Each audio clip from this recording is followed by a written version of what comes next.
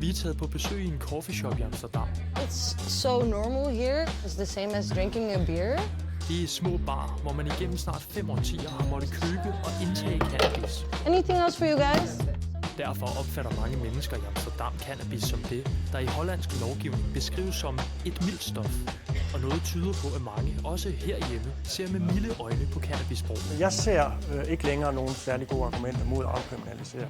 I hvert fald har et presset Christiania, en bandekonflikt og en tilsyneladende konstant efterspørgsel efter cannabis blandt mange brugere i Danmark fået debatten til at rulle igen. Jeg synes ikke, det giver nogen mening, at det ikke er lovligt. Vi er derfor taget til den hollandske hovedstad, Amsterdam, for at se nærmere på byens cannabismarked. Cannabis fylder rigtig meget. Det øjeblik, vi kom ud af lufthavnen, jamen, der var turister, der røg.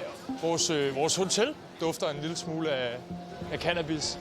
Hollændernes erfaring med afkriminalisering af cannabis er opbygget gennem små 50 år, hvor salg af cannabis er foregået på de såkaldte coffeeshops. De har mange års erfaring med afkriminalisering, og dermed også en viden om, hvad afkriminalisering kan medføre af gode og dårlige sider.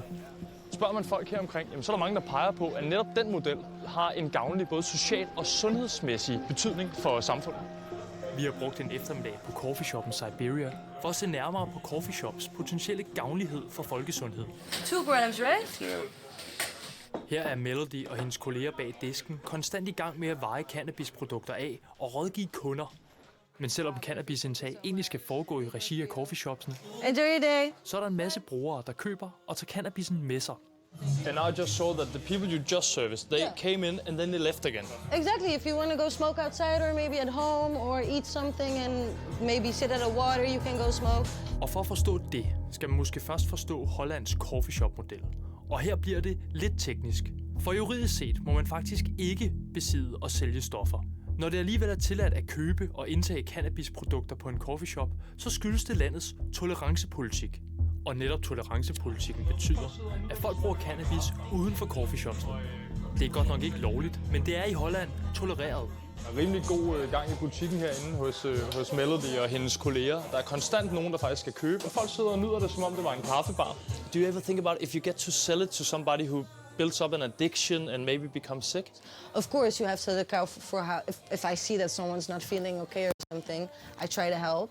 But it's not that I consciously think like, oh, I'm gonna sell a narcotic, you know what I mean? Because I honestly see it, if I can sell alcohol, I feel like this is less harm for the alcohol anyway, but just to compare it, you know? Melody og hendes kollega Yara har travlt. Udover at servicere gæsterne med cannabis og kaffe, så holder de også øje med, at de strikse regler for byens coffeeshops overholdes. Of course we sell weed, Yeah. but we still have to be strict about certain rules. Like there's no alcohol allowed in here, so no one can come in with a beer or even with their own drinks because, you know, you never know, maybe there's alcohol in it or something. That's not allowed. We have to look out for tobacco. Tobacco is illegal. In coffee shops, it's not allowed because it's less healthy.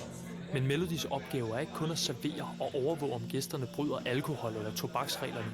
Hun og hendes kolleger fungerer også som rådgivere, og det er faktisk noget, som man fra officiel Hollands side tilbyder træning i til medarbejdere på coffeeshops. In the Netherlands, we have a national training for coffee shop workers, so we try to talk a little bit about the effects of cannabis, what does it do, and we try to do some training on how to talk to your customers. I feel like the knowledge is very important.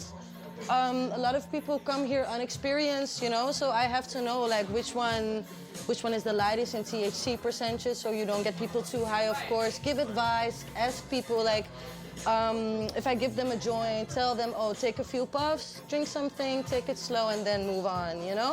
That's one of the things we try to teach coffee shop employees also. Look at who is coming inside the shop. Is it a young person? Is it an inexperienced person? Is it a tourist? And try to educate them about safer use. Are you trained to spot if somebody is addicted or need help? I try to prevent things, and I have had, of course, that maybe someone passes out who's not experienced, and then we have all the help we need. But I always try preventing. Det er jo interessant at høre det her med, at når vi så befinder os i en lille coffeeshop som den her, så fortæller Melody og hendes kolleger ligesom, at det er egentlig nemmere at kontrollere, hvis nogen får det dårligt. Det er mere reguleret, man passer mere på sine gæster. Det er i hvert fald hendes påstand. Mange kunder, og i særdeleshed turister, ved ikke, hvad de køber.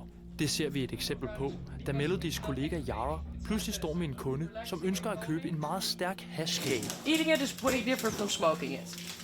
Because you're gonna be sober, and then you're gonna be high. That is a transition that a lot of people cannot take. I would really be more comfortable for children in a cabaret. I just noticed that there was a customer who was buying a cake Yes, or edibles, edible. Yeah. and you were kind of guiding him to buy something else. We try to protect the users to make sure that they take the right product. Have you ever tried to say no to somebody?